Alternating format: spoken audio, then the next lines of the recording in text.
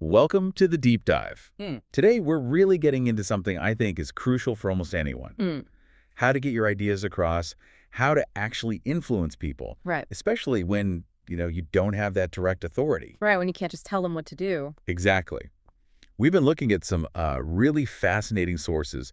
They reveal some surprisingly subtle ways, all backed by science, to shift how people see things and get that genuine buy-in. Yeah, it's less about overt persuasion and more about understanding, well, the psychology behind how people make decisions. Right. And using that knowledge to sort of guide them, maybe without them even consciously clocking that they're being influenced. Mm. It's about finding common ground. And speaking of subtle, this one statement really caught my eye. The best negotiators never say, I disagree. Ah, yes. That's quite telling, isn't it? It really is.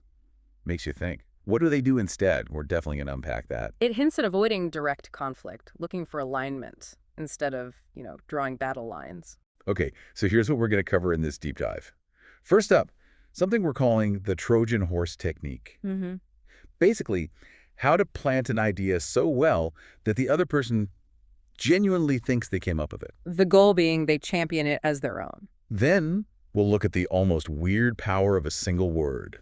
Because there's a Harvard study showing it can boost compliance by, 34%? A massive jump, yeah. Even when the reason given is, well, not the strongest. Wild. Yeah. We'll also get into strategies for what the sources call framing fights. Which is really about controlling the narrative. How you present something matters. Things like loss aversion, time frames. And focusing on the other person's perspective. Plus, the strategic use of silence. How just pausing can actually work in your favor. It can shift the whole dynamic, yeah. Yeah. Encourage the other person to fill the gap, maybe reveal more. And finally, the illusion of choice. A technique some CEOs apparently use to guide decisions while still making people feel involved. Giving options, but guiding the outcome. Right. Okay, let's jump in. This Trojan horse technique. What's the core idea there? Well, the basic principle is pretty straightforward. People trust and adopt ideas much more readily if they feel they discovered them themselves. Ah, so it sidesteps that natural defensiveness we have to being told what to think or do. Exactly. It taps into something called the not invented here bias. We tend to value our own insights more than ideas coming from outside. Right. We like our ideas best. So if you can subtly guide someone to your conclusion, they embrace it as their own. Resistance just melts away. Okay, so practically, how does that look? The sources mentioned not pitching directly. Yeah, so instead of saying, look, we absolutely have to expand into Brazil, which can immediately put someone on the defensive. They might just say no or start listing problems. Right.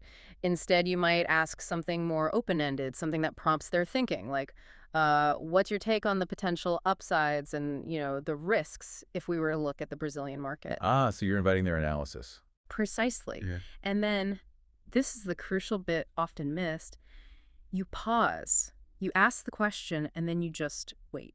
Let the silence hang there for a bit. Yeah. Resist that urge to jump in and fill it. Give them space to actually process it and respond. That pause must be where the magic happens, huh? It gives them the mental room to explore it on their own terms. Absolutely. The sources really emphasize this. It works because they're not just passively receiving your pitch, they're actively engaging, contributing their thoughts. Which leads to that feeling of ownership. It becomes partly their idea. Exactly. They've invested mental energy. It's not just your proposal anymore. There's even that anecdote in the sources. Oh yeah, the raise. Right. Someone managed to get a raise by carefully guiding the conversation, so the boss genuinely thought offering the raise was their brilliant idea. Ah, that's the Trojan horse in action. Okay. So it's about asking good questions, facilitating their thought process, and getting comfortable with quiet. You got it. Strategic patience. Okay, moving on. Let's talk about because. This seems almost too simple. A Harvard study says just adding that word boosts compliance by 34%. Seriously. It sounds almost like a cheat code, doesn't it? But the research holds up. And what's really interesting is that the reason following because doesn't even need to be watertight. Wait, really? Even flimsy reasons work. To a surprising extent, yes.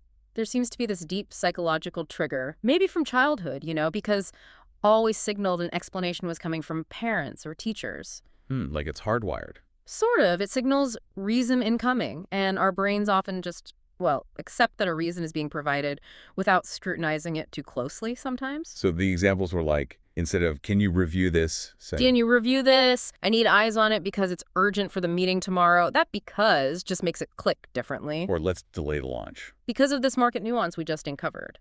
It provides a justification, even if it's a bit vague, makes the request feel less arbitrary. It's like the word itself carries the weight, not necessarily the logic that follows. The source mentioned nonsense reasons even working.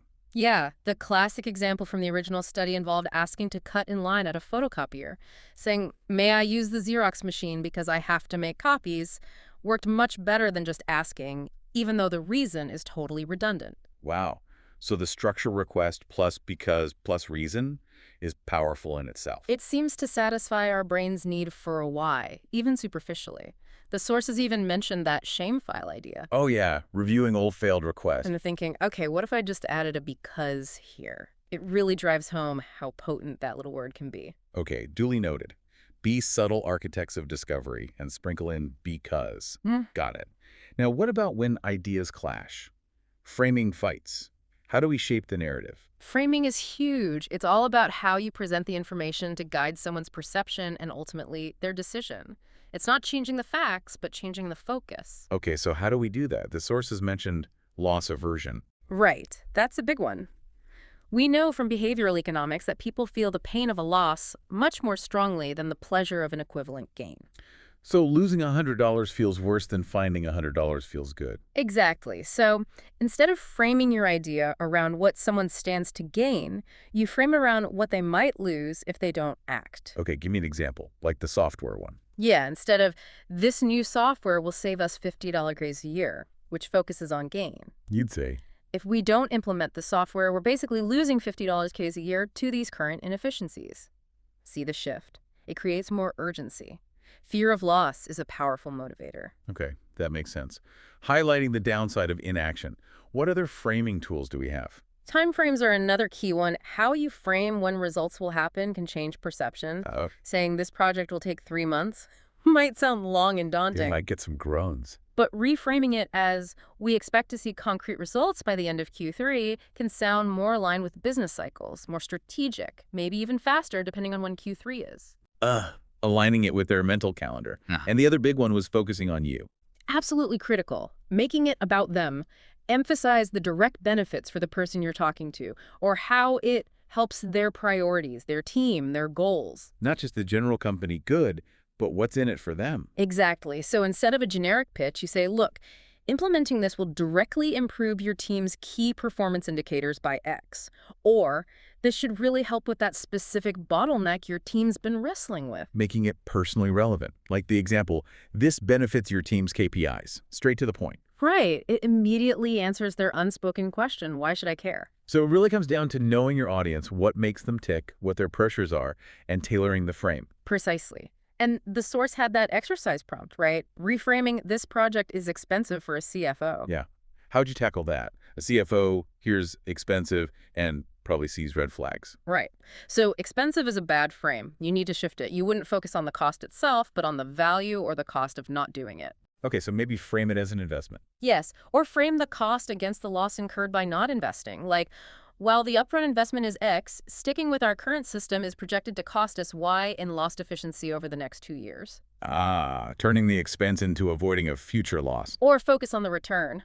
This investment is projected to deliver Z% ROI within 18 months by improving operational efficiency. You're speaking their language, financial impact, return, efficiency gains, not just cost. Gotcha. Shifting from cost to value or cost of inaction. Okay, powerful stuff. Now, silence. This feels counterintuitive. How is not talking persuasive? It really can be, but it takes discipline. The strategic pause uses that natural human discomfort with silence to your advantage. Okay, so the sources broke it down into steps. Yeah, 3 basic steps. First, state your case clearly, nice and concise. Like, based on the data, pausing this campaign seems like the most sensible move right now. Okay, clear statement. Step 2. Stop talking. Just stop. Full stop. This is the hard part. Resist every urge to elaborate, justify, or soften it. Because the first one to speak. Often loses ground. Exactly. They break the tension, maybe reveal uncertainty, or start negotiating against themselves. Wow. And step 3 was the tip. The pro tip? Count to 7 slowly in your head. It gives you something concrete to do to fight that impulse to fill the void. Those few seconds can feel long, but they create pressure. Pressure on the other person. Yeah. The silence hangs there, and they feel compelled to respond. They might explain their position more, maybe reveal their real objections, or sometimes they might even start to reconsider just to break the silence. It's like you're creating a vacuum they feel the need to fill. Kind of, yeah. The source mentions it can even trigger a confession or make them volunteer more information than they planned. And that boss test idea. Using it when someone says, I'm not convinced. Perfect scenario. Instead of jumping in with more arguments, you could calmly restate your core point, maybe very briefly, and then silence. Let them explain why they aren't convinced. Exactly. It puts the onus back on them to articulate their doubts, which gives you valuable information. Or, in that silence, they might just think, okay, maybe there's something to this. Okay, so silence isn't empty space. It's a strategic tool. State your case, stop, count. I can try that. Lastly, this illusion of choice or false choice, hack. How does that work? The core idea here is to guide a decision without making it a simple yes-no. You present limited options, all of which are acceptable to you, but framed in a way that makes one seem more logical or appealing. So you're steering them, but they still feel like they're choosing. Right. It avoids that potential no you might get from a direct question. The source gave good examples. Instead of, should we hire more people? Which is a straight yes, no. You ask, okay, looking at this bottleneck, which approach solves it faster, hiring more staff or using targeted outsourcing? So both options solve the bottleneck, which is the real goal. Yeah. You're just guiding how. Exactly. You've moved past whether to act and onto the method. Or, with the design example, Instead of, do you like this design? ask, which of these aligns better with our brand for the target audience, the boldness of option A or the simplicity of option B? Again, both options are presumably viable designs you've prepared. You're focusing the choice. You're soliciting their input, making them feel engaged and valued in the decision, but you've constrained the choices to outcomes you're comfortable with. That's pretty smart. It forces them to engage with the options you provide. Right. The psychology is that by making a choice between defined options, they feel more ownership of the final decision, even though you set the parameters.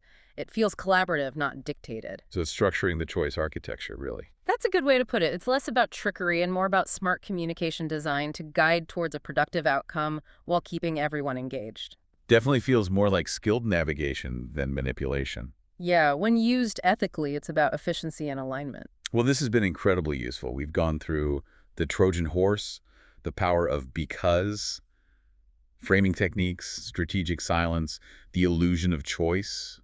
Quite the toolkit. All tools aimed at influencing effectively, even without formal authority, just by understanding communication and psychology a bit better. And it's important, like you said, these aren't about being manipulative in a negative way. It's about being more effective, more persuasive communicators. Getting your valid points across in a way that resonates and actually leads to action. Okay, so for everyone listening, here's your mission for this week. Should you choose to accept it? Go on. 1. Actively try using because in at least 3 requests you make. Just slot it in to see what happens. Notice the response. A simple experiment. 2.